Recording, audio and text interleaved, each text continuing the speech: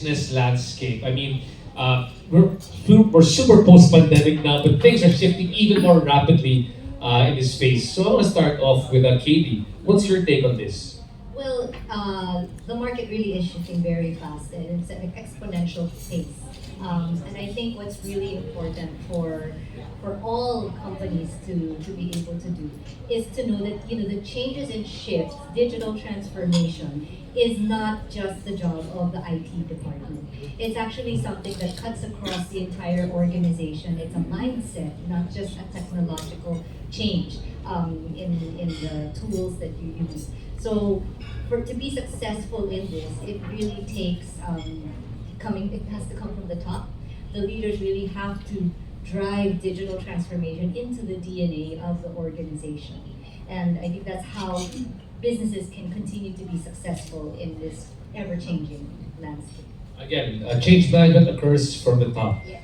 Josiah, what are your thoughts? Sarah, one is that they have to review their entire business model and to avoid what is called strategic drift, which is the business model is no longer relevant. During the pandemic, so many companies went into strategic drift. The second thing is to be prepared ahead of time. Preparedness includes scenario building. It also includes technological preparedness, because you cannot just say, okay, I want to do this tomorrow. There is a certain preparation period before technology can come and be executed. And the third is really about innovation. Take a look at what you can start doing, what companies can start doing as industries first, so that they can create a compelling value proposition. And number two, what do they have to stop doing so that they can actually challenge industry or company practices or industry assumptions. Just 3 points. Got that. And later on, if you want to ask a bit more questions or dive deeper to that one, feel free to ask more questions. Blake? I used to be a practitioner. I worked at Intel. Anybody hear about Intel, the chip maker? Yes. Yeah. And that was the last corporate job I ever had, and I never looked back. But the point is that when I started there, I had one boss who I really, really liked, but they took her team away and put me on somebody else's team, and that was the beginning of the end for me. The point is that leadership for me matters so much, and the more I dive into these topics, I've realized that having good, strong leaders, developing your leaders that exude the culture that you are creating, I believe is so important.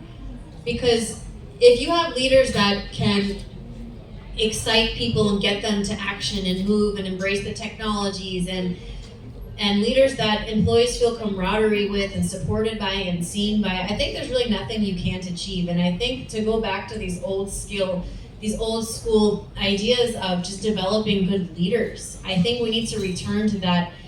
All the technology, everything will work itself out, but the people stuff is the sticky stuff. And so I believe strong leadership is absolutely critical. Thanks so much, Blake. And Pia, what's your advice? Yes, in an ever-shifting business landscape, it is really important that we build brands that are resilient and that will endure. Because it's really easy for a brand to become really famous and for it to be, stellar overnight. But what is really important is for a brand to be able to withstand the test of time. And because we all have brands that we love and they stay with us. And these are the brands that are able to build three things. And I like to think of them as the 3 R's. And they are relevance, resonance, and robustness. So relevance meaning a brand that really is rooted into what the customer's needs are. And really addressing what customers want, not just today, but anticipating what customers might want in the future.